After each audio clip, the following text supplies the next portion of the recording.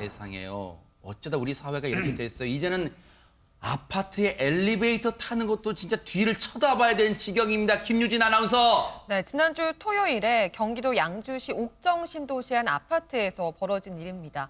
한 여성이 엘리베이터를 탔는데 바로 아래층에서 한 남성이 또 엘리베이터를 탄 거예요. 근데 여기까지는 일상적으로 있는 일이잖아요. 그런데 문제는 이 남성이 여성을 빤히 뚫어지게 쳐다보기 시작한 겁니다. 아이고, 얼마나 오싹할까요? 그러니까요. 이때 시각이 또 오전 6시쯤이니까 굉장히 이른 시간이잖아요. 그러니까요. 여성분도 이 시선을 느꼈지만 두려운 마음에 애써 모른 척하면서 휴대전화만 보고 결국 지하 주차장에서 내렸다고 합니다.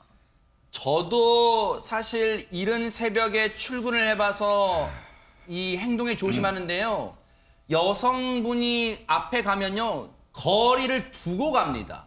바짝 따라붙으면 상당히 두려움을 줄 수 있기 때문에 이 거리를 두거나 아니면 빠른 걸음으로 돌아서 앞서가거나 하잖아요. 근데 빤히 쳐다봤다는 거예요, 홍종성 기자님. 네, 그런데 그 빤히 쳐다본 남성이 이틀 후 오후 1시에 이 여성이 살고 있는 집으로 올라옵니다. 어우, 세상에. 네, 이때 여성은 집에 없었고 남편이 혼자 집에서 일을 하고 있었다고 그래요. 어허. 그런데 이 남성이 계속 초인종을 누르면서 서 있는 거예요. 어허. 그러니까 이 남편이 나가서 문을 열고 무슨 일이시냐 했더니 내가 좀 누구를 찾고 있다. 그 사람이 여기 살고 있는 것 같다. 내가 들어가 봐야 되겠다. 무슨 권한으로요? 네, 좀 찾아보겠다 이렇게 했다는 겁니다. 어허. 아니 그래서 남편이 누굴 찾으시는지 모르겠는데 그분 성함이 어떻게 되느냐 하니 그 아랫집 남성이라는 사람이 강모라는 여자다 이렇게 얘기를 하니까 이 남편분이 그런 사람 여기 살고 있지 않습니다. 누구신지 모르겠지만 잘못 찾아오신 것 같습니다. 이렇게 얘기를 하니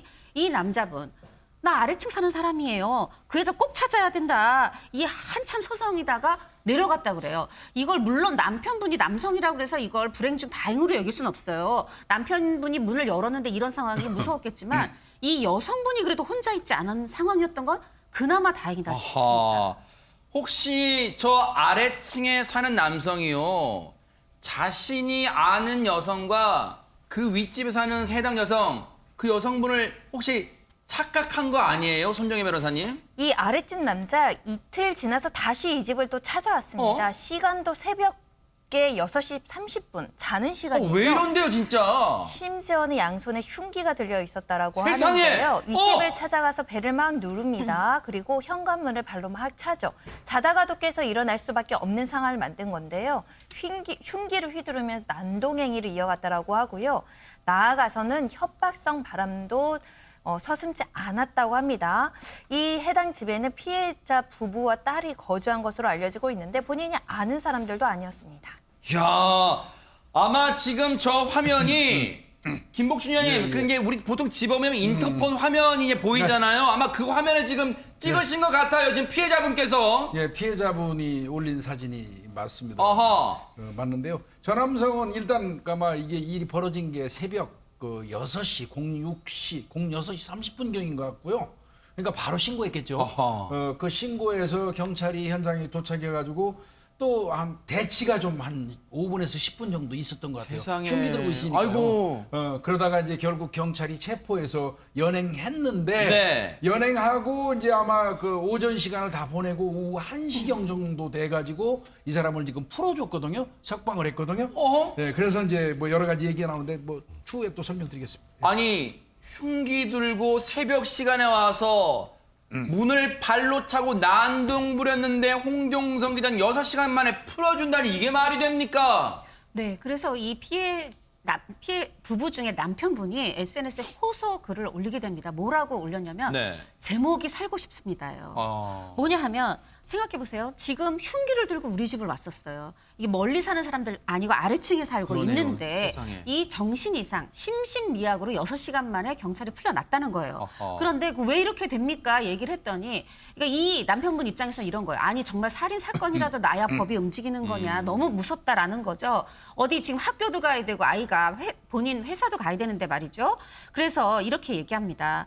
이 칼을 양손에 휘두르는 사람, 죄송합니다. 흉기를 양손에 들고 휘두르는 사람에 대해서 저는 가족을 위해서 아무것도 할 수 없었습니다. 살고 진짜. 싶습니다. 그러니까요. 저와 아내 12살 딸아이가 제발 살 수 있는 방법을 알려주세요. 라고 호소글을 올렸습니다. 가장으로서 가족을 지키고 싶은 저 남편분이 그런데 불안감은 극도에 달하고 있잖아요. 그런데 경찰에 그리고 많은 분들한테 지금 호소를 하고 있잖아요. 우리 어떻게 합니까? 저희 살고 싶어요. 도와주세요. 이러고 있습니다. 김복준 의원님. 예, 지금 여기까지 이야기를 들으면 그렇게 위험한 사람을 데리고 가서 새벽 1시, 오후 1시에 바로 석방해 버려서 이렇게 위험을 야기한 거 아니냐. 이거 경찰이 정말 문제 있는 거 아니냐 이제 이렇게 인식하실 것 같아요. 네네. 그래서 제가 여기 오기 전에 좀 확인을 전부 해봤어요. 그러셨어요? 또 이 경찰서가 제가 또 근무하던 곳이고 해서 자세히 내용을 좀 알아봤습니다. 네. 그랬더니 그 남성 같은 경우는 이제 그 검거 체포해가지고 경찰서 데려가서 조사를 하는 과정에서 보니까 정신적으로 문제가 있더라는 겁니다. 그래서 바로 그 남성의 가족분들을 불렀더니 정신과 치료 전력이 있었다는 걸 확인하게 됐고요. 그래서 이 남성을 응급 입원시키면 3일 입원을 시킬 수 있어요. 그렇지만 그거보다는 이제 그 남성의 가족 측에서 우리가 데리고 가서 보호 조치를 하겠다. 뭐 형사처벌은 받는 건 별개로 하고요. 다만 이제 그 경찰에서 그 얘기를 했다고 그래요. 집으로 다시 돌아가면 아래층 위층에 사는 사람이 얼마나 불안하냐. 그러겠네요. 그러니까 이 보호자 가족들이 제3의 장소에다가 우리가 데리고 가서 있겠다. 그리고 바로 이 병원에다가 입원을 시키겠다 이렇게 얘기를 했다는 거예요. 그래서 이제 그 병원 의정부 쪽에 있는 그 병원을 알아봤고 거기에서 코로나 검사를 했다는 겁니다. 지금 시국이 시기니까. 코로나 검사가 없었으면 당일날 입원시킬 수 있었는데 그래서 다음 날 그래서 이제 오늘 오늘 이제 제가 아까 확인한 바로는 바로 입원을 시켰고요. 입원 됐어요. 지금 입원 시켰어요. 예, 그래서 뭐 제3의 장소에서 그 사람을 보호자들이 보호 조치하다가 코로나 검사 끝나고 오늘 오전 중에 이 사람을 입원시킨 걸로. 근데 이제 이 사람이 평소 이 피해망상증 전력이 있다는 겁니다. 이렇게 얘기한대요. 본인이 어떤 웹하드로부터 다운로드를 많이 받는다는 거예요. 다운로드를 많이 받는데 어느 순간 내가 그 다운로드 받는 그 목록을 어떤 관리자 여성이 자꾸 훔쳐보는데 그 여성이 자기가 쫓아 올라갔던 그 여성이라고 인식을 했다는 겁니다. 네. 세상에. 일단 가해 남성이요.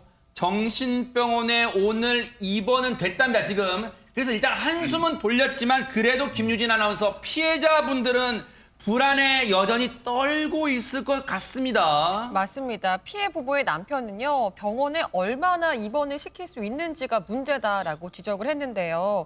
의사의 판단에 따라서 입원이 몇 달이 될 수도 있지만 바로 다음 날 약 처방만 받고 나올 수도 있는 것 아니냐 이러면서 계속해서 불안함을 호소하고 있습니다. 상황이 이렇다 보니까요, 이 부부는 이 몇 달 정도 안전이 보장된 시간만 주면 아파트를 떠날 생각, 이사를 갈 생각까지 하셨다고 하더라고요. 그만큼 굉장히 생명이 위협받고 있다. 이런 공포감에 시달리고 있는 것 같습니다. 경찰분들이 신변 안전보호에 좀 역할을 해주셔야 될 것 같은데요, 지금 김복준 의원님.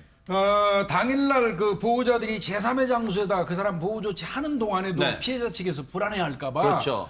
경찰들이 형사가 아마 제가 알기에는 밤 꼬박 있다가 병원 입원한 거 이제 확인하고 잠복근무 철수한 걸로 알고 있고요. 근데 이제 문제는요. 네. 너무 제가 생각할 때는 그렇습니다. 그 병원 쪽에서도요. 흉기를 들고 피해 망상에 의해서 공격 성향이 보이기 시작할 경우에는 그렇게 금방 내보낼 수 있지는 않아요. 그러니까 그 부분은 뭐 너무 걱정 안 해도 될 것 같고요. 일단은 경찰에서는 그 피해자 부부에게 스마트워치 같은 거를 지급을 해서 네. 보호 조치를 지금 행하고 있는 걸로 알고 있습니다. 지금 피해자분의 그 남편분은요, 앞서 이제 이 자막도 나갔습니다만 지금 상황이 물론 경찰분들이 지금 이렇게 신변 안전보호에 적극적으로 임해 주시긴 하지만 다 포기하고 일단 살던 정든 곳을 떠나겠답니다. 그 불안감이 이해되잖아요. 세상에 어쩌다가 지금 이렇게 됐습니까? 어쨌든요. 지금 그 가해 남성에 대해서 끝까지 경찰분들이 이 주시를 해야 될 것 같다. 이런 생각도 해보고 이 피해자분들 끝까지 잘 보호를 해드려야겠다. 이런 생각도 해봅니다. 너무너무 가슴 철렁한 사건이었습니다.